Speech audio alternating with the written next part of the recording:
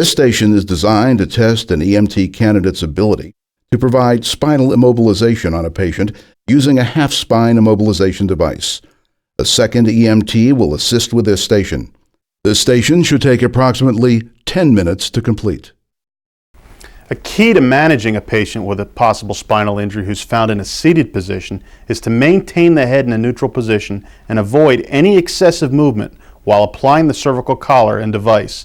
This is easier said than done in real-life situations where patient access may be hindered. Candidates at this station will have the equipment necessary to successfully immobilize a seated patient with a possible spinal injury. This equipment includes a cervical collar, half-spine immobilization device, and medical exam gloves as part of the necessary personal protective equipment.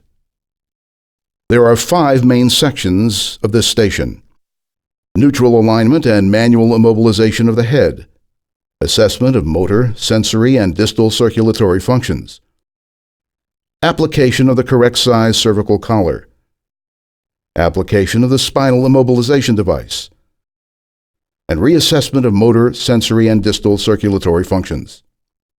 Hello folks. This skill station here is going to evaluate your ability to do spinal immobilization to the seated patient. You've already had the opportunity to look at the equipment. Do you have any questions before we get started? No. Okay, anytime you're ready. Begin the station by indicating that the proper personal protective equipment is being used. Taken BSI precautions. Direct the application of manual stabilization of the patient's head. Andy, go ahead and take manual stabilization of the head and neck. Assess motor, sensory, and distal circulatory function in the extremities. I'm going to check her motor sensory function and her pulses. Can you wiggle your fingers? Can you feel me touching you? Yes. Okay, I'm checking her pulses. She has good pulses. I'm going to check down here the same things on your feet. I'm going to remove your socks first. Okay, can you wiggle your toes real good for me? Okay. Do you feel me touching you? Yes. Okay. Apply an appropriately sized cervical collar to the patient. I'm going to go ahead and place the collar on her. Measure first.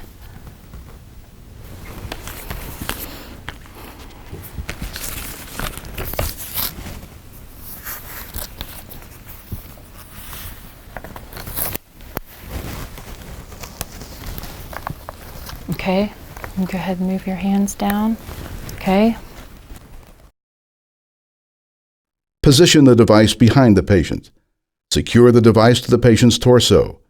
Pad behind the patient's head as needed to maintain neutral alignment. Secure the patient's head to the device.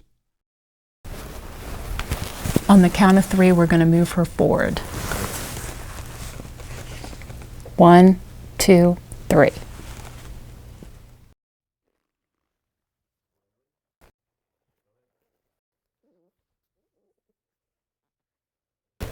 Okay, on the count of 3, let's move her back.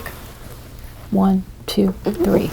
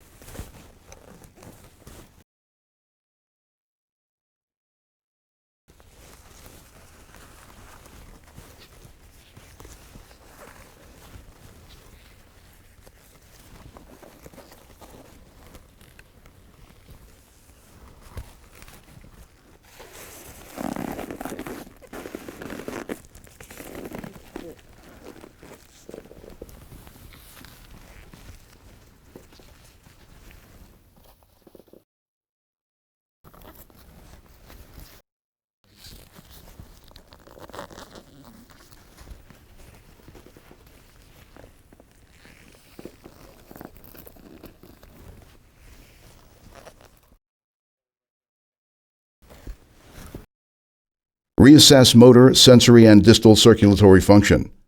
Verbalize moving the patient to a long board and reassessing the patient once more. Can you wiggle your fingers real good for me? Can you feel me touching you? Yes.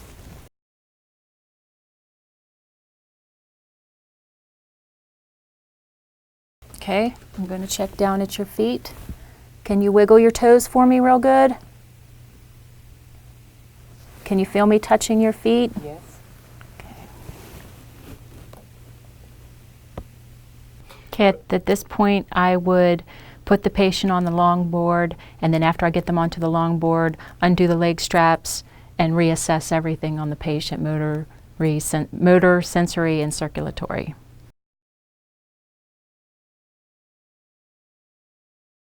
Okay, anything else you want to tell me about your patient? No, I've completed everything. Okay, thank you. The examiner checks the candidate's performance against the critical criteria for the station. Items at this station that would result in failure include failing to immediately direct or take manual immobilization of the head, releasing manual head immobilization before the patient is secured to the device, movement that could cause potential spinal compromise. This could result from rough handling during placement of the device. Failing to properly immobilize the head when applying the cervical collar. Improper application of the fixation device resulting in respiratory compromise or the failure to maintain the head in a neutral position. And failing to reassess motor, sensory, and distal circulatory function. Direct your partner throughout each step. Maintain manual head immobilization in a neutral position throughout the skill. Make certain the cervical collar fits properly to ensure neutral alignment, and secure the device without excessive manipulation of the patient's neck.